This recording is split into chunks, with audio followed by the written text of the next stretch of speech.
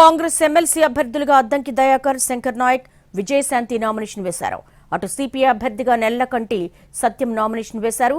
CM Revanth Reddy, deputy CM Bhatti Vikramarka, PCC chief Mahesh Kumar Goud, మంత్రులు, ఎమ్మెల్యేలు, CPI నేతలు ఈ కార్యక్రమంలో పాల్గొన్నారు. మరోవైపు కాంగ్రెస్ అభ్యర్థుల నామినేషన్లకు మద్దతిచ్చింది ఎంఐఎం. ఆ పార్టీ ఎమ్మెల్యేలు హాజరయ్యారు. అయితే నామినేషన్ దాఖలు చేసేందుకు ముందు గన్ పార్కులో అమరవీరుల స్థూపానికి నివాళులు అర్పించారు కాంగ్రెస్ అభ్యర్థులు. అనంతరం వాళ్లకు CM Revanth Reddy B form అందజేశారు. బీఆర్ఎస్ నుంచి నామినేషన్ దాఖలు చేశారు దాసోజు. అలాగే కాంగ్రెస్ ఎమ్మెల్సీ అభ్యర్థులుగా అద్దంకి దయాకర్, శంకర్ నాయక్, విజయశాంతి నామినేషన్ వేశారు. అటు సిపిఐ అభ్యర్థిగా నెల్లకంటి సత్యం నామినేషన్ వేశారు.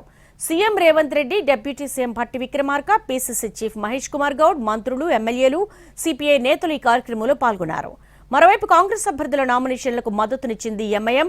ఆ పార్టీ ఎమ్మెల్యేలు హాజరయ్యారు. అయితే నామినేషన్ దాఖలు చేసేందుకు ముందు గన్ పార్కులో అమరవీరుల స్థూపానికి నివాళులర్పించారు కాంగ్రెస్ అభ్యర్థులు.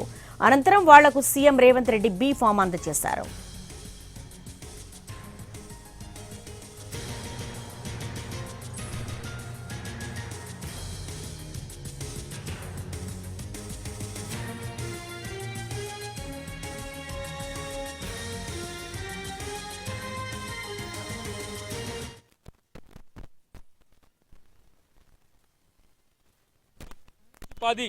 మిలియన్ మార్చ్ జరిగిన రోజు మొట్టమొదటి తిరుగుబాటు బావుట, అప్పటి ప్రభుత్వం మీద తిరుగుబాటు బావుట వేసిన రోజు.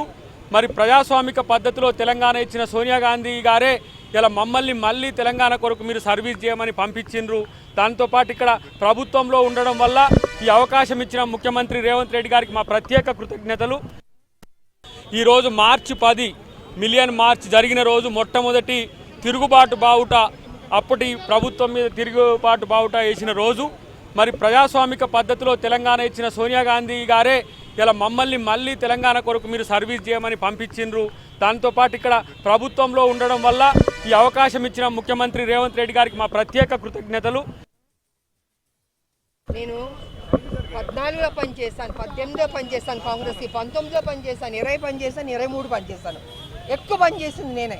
కానీ ఏనాడు నాకు ఇది కావాలని నేను ఏం అడగలేదు. పార్టీ హైకమాండ్ ఎప్పుడు ఏ నిర్ణయం తీసుకుంటుందో, ఎప్పుడు ఏం చేయాలనుకుంటుందో, ఎవరికి ఏం బాధ్యత ఇవ్వాలనుకుంటుందో అది ఇస్తుంది. దాని తగ్గట్టు మనం కొంచెం ఓపిక పట్టాలి. ఎందుకంటే ఒక ప్రోటోకాల్ ఉంటుందండి. ఎవరు పడితే వాళ్ళు బయటకు వచ్చి శిక్షణగా మాట్లాడడానికి కుదరదు ఇక్కడ. సో పార్టీ ఎప్పుడు నాకు ఆ బాధ్యత ఇస్తూ అప్పుడు పనిచేద్దామని నేను సైలెంట్గా ఉన్నాను. ఎందుకంటే ప్రోటోకాల్ మీరి నేను వెళ్ళలేను. ఇది ఒక సిస్టమ్ ఉంది మాకు కాంగ్రెస్ పార్టీలో.